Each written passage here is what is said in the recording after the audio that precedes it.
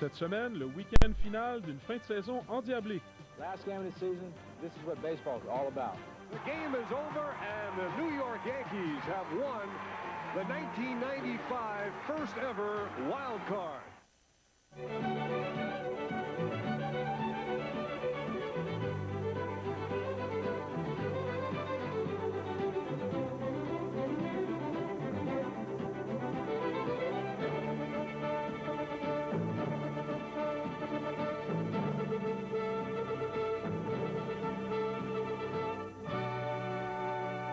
Bienvenue à tous, ici Sylvain Bouchard. Ça et beaucoup plus à cette semaine au baseball.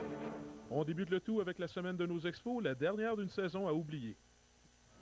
Le directeur gérant et vice-président des Expos, Kevin Malone, nous quitte donc pour un monde meilleur, un monde à être déterminé, où on a une philosophie d'organisation différente de la philosophie club-école des majeurs que prônent les Expos faute de moyens financiers. Avant qu'il ne déménage pour de bon, voici les grandes lignes d'une entrevue réalisée avec Malone 4 jours avant l'annonce officielle de son départ de Montréal. When exactly did those rumors start? I mean, where did they stem from as far as Kevin Malone seemingly no longer on the same wavelength with management? Right. Well, I think they started last year when there was various openings, Chicago, Texas, and St. Louis. The rumors were that I was going to go somewhere last year because that seems to be the history of general managers here in Montreal. They move on. I've always held to the position that I wanted to stay here. So I think this year when we've gone through so much adversity, it seems like last year things were going well. A lot of the little problems people overlook. This year every little problem has become a major problem. So we've had to deal with a lot of problems. I believe that in the last few days I've gotten to understand Claude Brochu's position, his direction, his focus. I'm appreciative of the time that we've spent and him sharing where he wants to go and what he wants to get accomplished. I think the key for me is trying to figure out, do I have the patience that's needed to continue in this job? I believe this is a championship club. I don't know if that means 96, 97, or 98. I'm kind of an impatient person. I know I work hard every day, many hours of the day. I make a lot of sacrifices. And I want to win. Since when has it been considered a default, almost in a way, to be a manager, a general manager who expresses himself a lot? Since when has that become? I mean, because there have been rumors. Again, it's the word rumors that comes back. That Kevin Malone talks too much, this and that. That's a very welcoming change from those who would never say anything. Well, that's probably the best question I've been asked today, and I've been asked about 400. I think I'm a little bit different, and I believe I'm different because I have faith in God and a relationship with Jesus Christ, and I think I have to take a stand. I think my honesty scares people, and it's not that I don't want to scare people. I'm a fan at heart. I care about people. I want the love of Jesus Christ to shine forth for me, and I think people need to know the truth. And maybe sometimes I share too much of the truth. I seem to hear about that. But I've never done anything to hurt anybody. I don't want to hurt anybody. I want to help people. I care about people. And it seems like I've got to maybe find a fine line between sharing so much with the fans and wanting them to be so much a part of it that maybe it hurts in the long run the overall philosophy. I don't think so, though. But I've learned a lot this year. I've made some mistakes, and I can always make mistakes. But I think as long as I'm in a position and people want to know my opinion, then I'm going to tell them the truth, and I'm going to share with them what I think they want to hear or what they need to know. So I don't know. But I'm being persecuted for it, and I get. But that's okay. I've got to be me, and that's who I am. It's going to tell the world that, hey, a good Christian cannot be the head of a professional sports team because there's too much of this and too much of that? Well, I don't know if it means that I can't be the head of a professional sports team because that possibility might present itself somewhere else.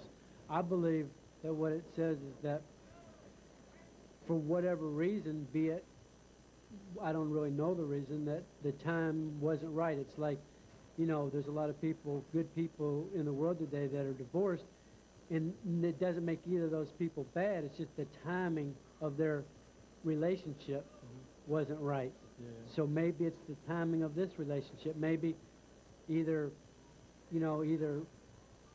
our being joined together wasn't at the right time. But I don't think necessarily. I believe that if you have principles, godly principles, and you take a stand for the truth, that you're going to be attacked by a lot of people that don't have those beliefs, and that's okay. And I'm willing to deal with that. The Bible talks about being persecuted, but I know that God's going to take care of me. Mais à défaut d'avoir disputé un match que Philippe lui-même a qualifié d'écervelé, les jeunes Expos ont fait preuve de caractère. Les Revlon Girls les ont sûrement réveillés puisqu'ils y vont d'une 7e manche de 6 points, dont le circuit du sympathique Mike I Don't Want to Hear That Crap Lansing. Dave Leeper complète le travail de Kirk Reeder, qui avait blanchi les Reds sur 2 coups sûrs en 6 manches, en route vers la dernière victoire de nos amours en 95. Si je sais bien compter, de 7-1 à 13-14, ça fait 6-13, non? C'est là le dossier de Jeff Facero depuis qu'il a été ignoré pour le match des étoiles et ne s'est pas vu offrir un gros contrat par les Expos en cours de saison. The honesty of the situation is I believe that I'm somewhat of a casualty of the strike. I believe if we were allowed to finish the 1994 season, we'd have had our first world championship and we wouldn't have gone through any of this. So in some regards, I guess I am a casualty of the strike.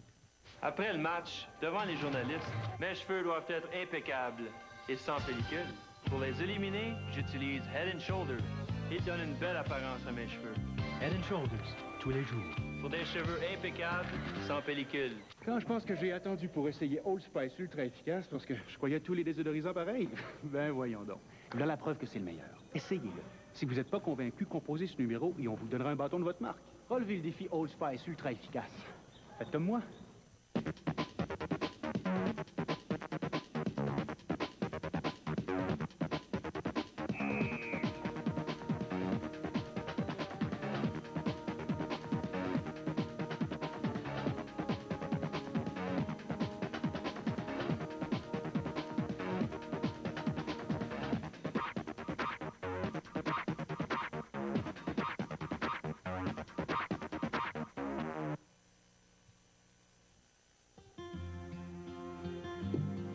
Ça a l'air bon, ça. Ouais, c'est mes muslix.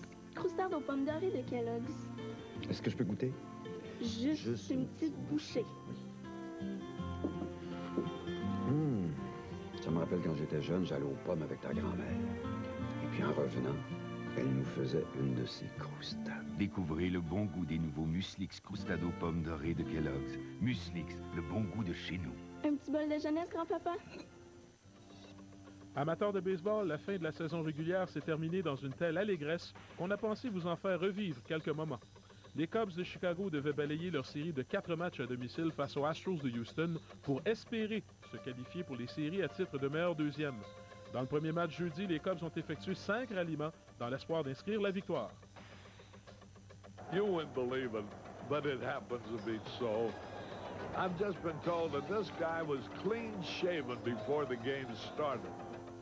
En 11e, le réserviste Michael Brumley a procuré aux Astros leur 5e avance du match avec son premier coup sûr de la saison. Un gros. Deep left field. It's going to be out of here. Harry, that's his first hit of the year. He was 0 for 16, had no batting average. Les Astros menaient 11-10 jusqu'à ce que les Cubs ne mettent fin à ce match marathon de 5 heures.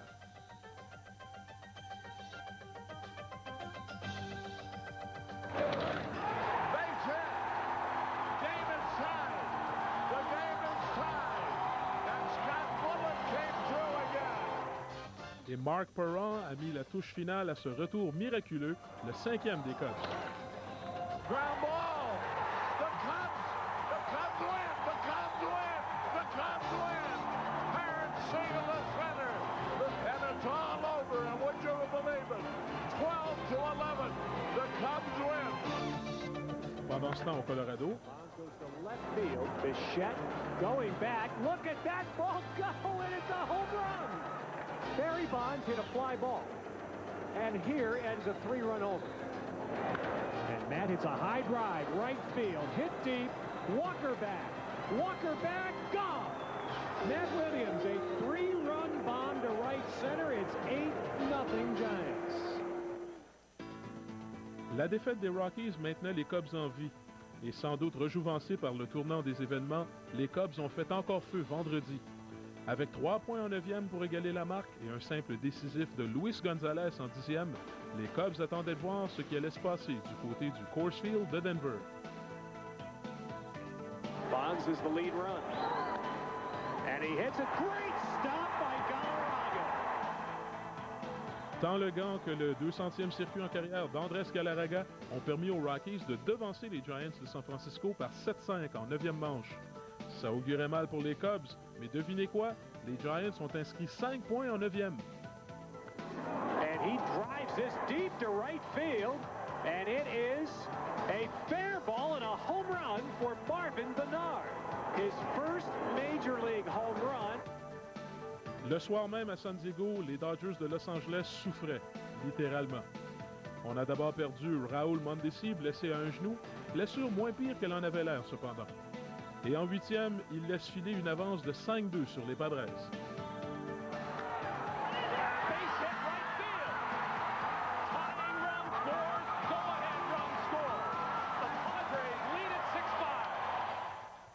Samedi matin, les 4 équipes étaient donc encore en lice pour 2 places en série, une de champion de l'Ouest et une wild card. De retour à Chicago, 7e manche, égalité 8-8. Line drive to center. That's a hit, and the Astros again take the lead. Angelosi, for the second time in this game, lifts them ahead of the Cubs. Now it's 9-8. The game on the line, probably the very existence in the wild card race on the line. Certainly it is for the Cubs. Swung and missed, and a pitch in the dirt, and the Astros hold off the Cubs. They have eliminated the Chicago Cubs, and their hopes stay alive. Here's strike 3, and the ball game is over. So the Colorado Rockies have clinched a tie for the wild card. They are still very much alive to try and win the National League West. Breaking ball hammered to center. Back goes Finley, away back. It's gone. The man who wasn't supposed to play, the man who couldn't play, has just hit a 2-run home run to give the Dodgers a 3-1 lead. The Dodgers and Tommy Lasorda 1 out away. Here comes a fly. It will be the honor to Delino DeShields. That's it. Here they go. Crazy. And why not? When everyone was out of that field out there in the mound. Quand on s'est tous réunis au monticule pour se féliciter, on a vraiment senti qu'on était une famille. Direction série éliminatoire. Dernier jour du calendrier dimanche et les Rockies et les Astros à la chasse au titre du meilleur deuxième. Way back. It might be. It could be.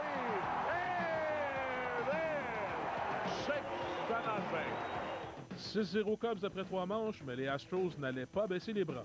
3-2 pitch. In the air to left center field. McRae on the run. That ball is gone. 2-0 to Bagwell. Drilled into deep left field. He's lost this one. And the Astros now trail 6-5 after falling behind 6-0 at the end of 3. High drive way back into left field. This is on to Waveland Avenue. And Biggio, who has just had an unbelievable series for the Astros, has tied the game at 7. Fin de 9e, 8-7. Houston, but rempli de Cubbies. This ball game is over. The season is over. And the Astros are still alive for a wild card. Les Astros étaient toujours en vie, mais pendant ce temps à Denver, les Rockies effectuaient aussi un ralliement. Tirant de l'arrière par 8-2 en 3e, les Rockies se sont dit « Lève-toi et marche » et ont offert à leurs nombreux partisans une première participation aux séries, et ce à seulement leur 3e année d'existence.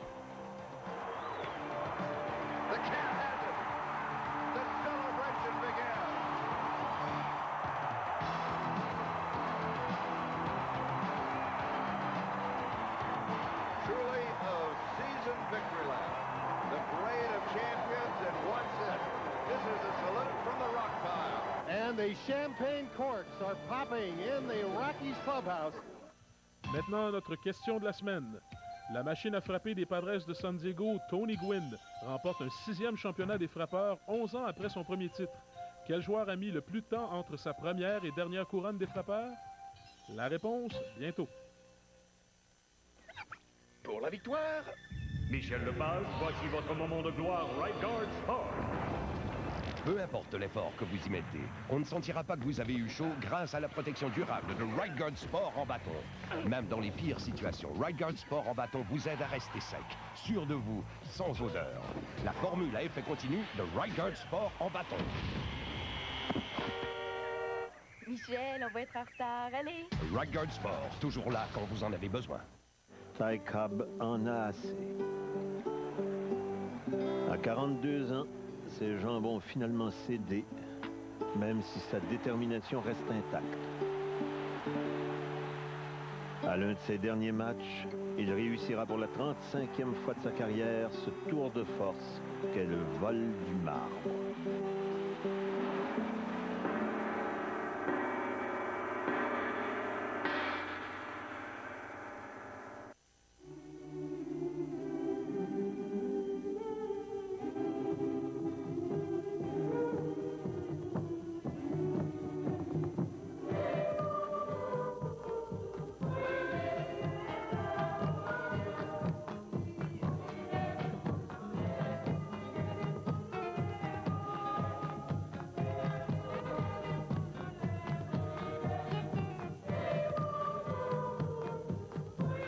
Depuis des siècles, les femmes africaines utilisent leur tête.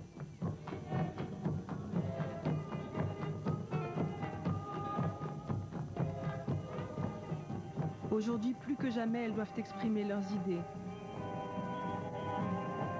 Les Nations Unies aident les femmes à s'affirmer pleinement.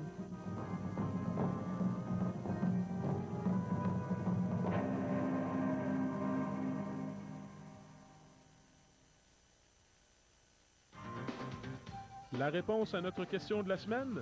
Le légendaire Ted Williams a remporté son premier championnat des frappeurs en 1941 et son dernier 17 ans plus tard, soit en 1958.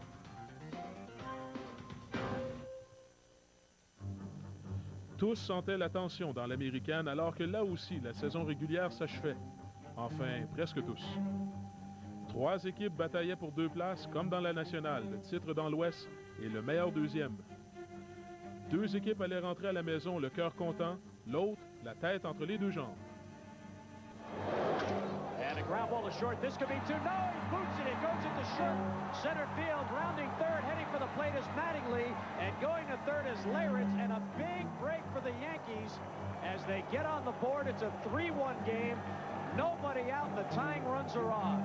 The pitch from Bosberg to Amaral, bounce to Paliarulo. He juggles it. Does he have time to recover and get the out at first? He throws wide. He'll be charged with an error, and the Mariners have something going here in the 8th. The Yankees haven't had a 9th-inning comeback all year long. They're 0-55 when trailing after the 8th inning. And a high fly to left field. This one is deep. Going back is Carter. He's at the wall. It's gone! 2-run homer for Pat Kelly, and the Yankees have taken a 4-3 lead. This could be a very bad 5-minute stretch for the California Angels. In the air, center field, this will get the run home. Nixon in center, Amaral tags, he scores, 4-3 Seattle, 2 straight sacrifice flies erase the Texas lead. And the ball game is over. He blew 3 by Sandy Martinez, and look at that happy group of Yankees. Did he go around? They punch him out. He gets his 14th save. They clinch at least a tie. If the Angels lose tonight, it's over. Marcel Latchman knowing, like everyone else on the Angels side, that they virtually have to win every game. Ball hit deep to left center by Brocious. Out there is Garrett Anderson. And this one is over. The Angels have won again. They have won 3 in a row and 4 out of 5.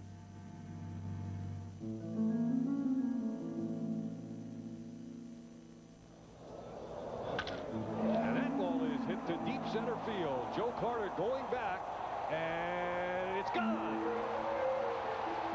3-run homer in the first inning for Paul O'Neill.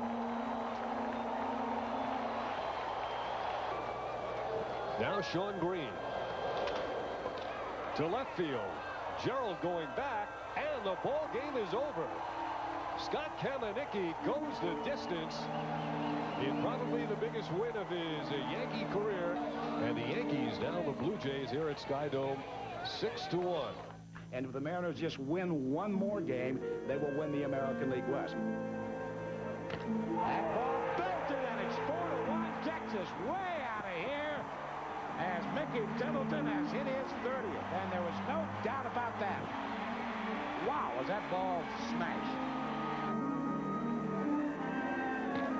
Fly ball into left center field, right at Otis Nixon. He's there, and he makes the catch, and the ball game is over. The Texas Rangers won it tonight, a final score of 9-2. Keep your eyes on that California-Oakland ball game. The A's lead 3-1 in the bottom of the second. If California loses that ball game, the Mariners can still clinch. Angels in need of a win to keep pace and set it up for tomorrow's finale. Chelly Davis slammed a 3-run home run to give California a 4-3 lead. But the Angels were far from through. They exploded for 5 more runs in the ball game, with a big blast coming off the bat of J.T. Snow. Another 3-run homer. It was California cruising to a 9-3 victory to bring everything down to the final day.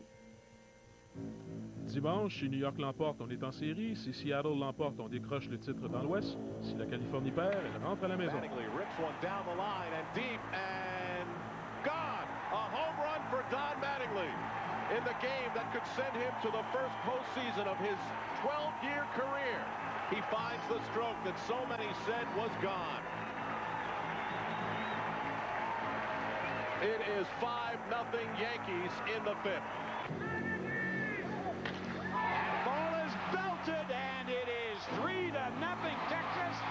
A 3-run home run in the first last night, a 3-run home run in the first this afternoon for Mickey Templeton. And he has 32, and the Mariners immediately in the hole. Steinbach stays in again. They're going to pitch him in. He takes it right back up the middle. Edmonds comes around to score. Tim Salmon has RBI number 104. And the Angels lead 3-1. Randy Knorr hits it to Fernandez. He goes to second for the force. The game is over, and the New York Yankees have won the 1995 first ever wild card.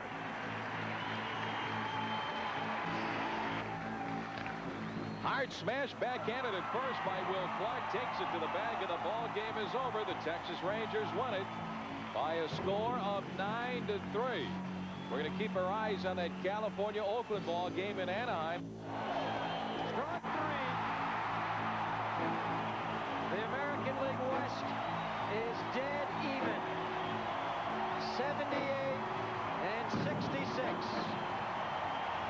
The Angels and the Mariners need a 145th game to decide the division champion in 95. New York est meilleur deuxième. Le champion de l'Ouest sera déterminé lundi à Seattle dans un match suicide Angels-Mariners. On y reviendra. Dans la chronique ressuscitée cette semaine au baseball, salue un joueur qui n'a toutefois jamais été mort. Greg Maddox des Braves d'Atlanta a remporté un 3e trophée Cy Young d'affilée avec une MPM de 1,56 l'an dernier. Cette année, le Michel-Ange du Monticule remportera vraisemblablement son 4e Cy Young de suite avec une MPM de 1,63, le premier depuis Walter Big Train Johnson avec 2 saisons de suite, en deçà de 2. Quand le départ est donné sur le circuit de l'autodrome Saint-Eustache, l'action ne se fait jamais attendre. Car au volant de leur engin diabolique, ces démons de l'asphalte roulent à un train d'enfer.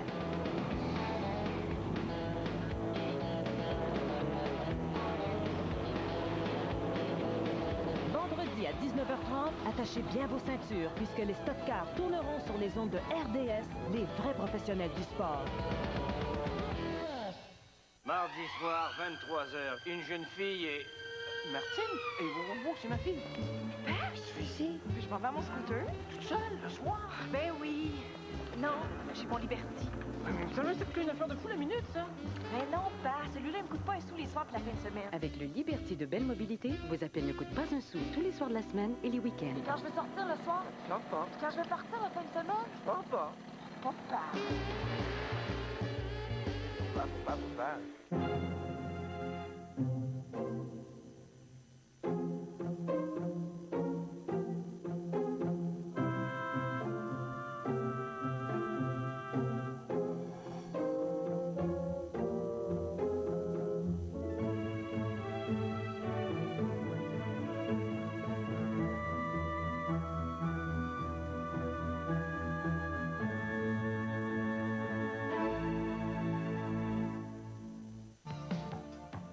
Place maintenant à nos jeux de la semaine.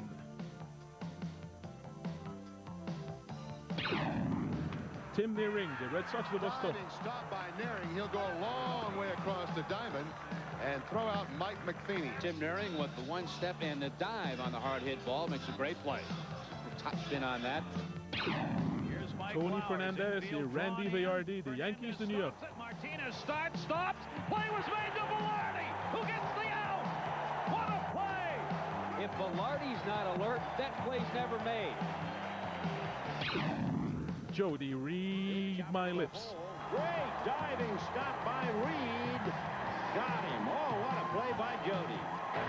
So Hollingsworth losing a base hit on a diving stop by Jody Reed.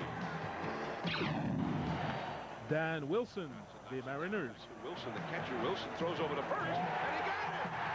Oh, and take a look at this. Johnson gets his glove on it, and he actually knocks it back toward the plate. Now look at Wilson. He comes busting out of there, grabs it, fires a strike to first base. Yeah. Et Tony Phillips des Choke Angels. More so. Oh, now at first, Tony Phillips with a huge play. You will not see a better play than that. I don't care how long you watch. Super jeu quand même. Notre joueur de la semaine est en fait notre joueur de l'année, Albert Bell. 103 coups de plus d'un but et le premier joueur de l'histoire avec 50 coups de circuit et autant de coups de 2 buts en une saison. Incroyable. This could be it. It is. Number 50 for Bell. Everybody on their feet here at Jacobs Field. Retour à Seattle pour le match suicide Angels-Mariners de lundi. Seulement le 8e match du genre dans l'histoire des majeurs, le premier n'impliquant pas les Dodgers ou les Red Sox. This is a once-in-a-lifetime event for my son. M's are gonna win today. Woo! Yeah, Angels! This is a pre-victory cigar. And what are you doing with the This is the real victory cigar. Mariners by about 45 runs. Californians go home and sit in the sun. Left-hander Randy Johnson, a record of 17-2. And here comes the 1-2 pitch to J.T. Snow on the way. He went around on a slider. And Randy Johnson strikes out the side here in the fifth. He struck out the side in the third. The 2-0 pitch to Coleman. Swung on base hit left field. Here comes Wilson around third. Anderson with a throw to the plate, and it is not in time. Mariners leading 1-0.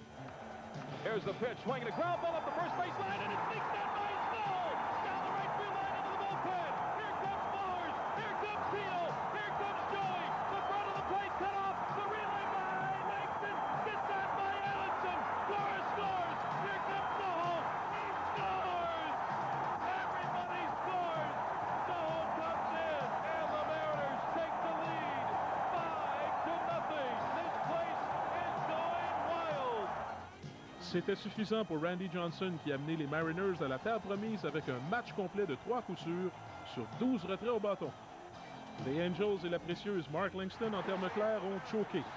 Expos, 89, et n'ont qu'eux à blâmer pour cette triste fin, eux qui ont laissé fondre une avance de 12 matchs et demi sur Seattle en date du 15 août.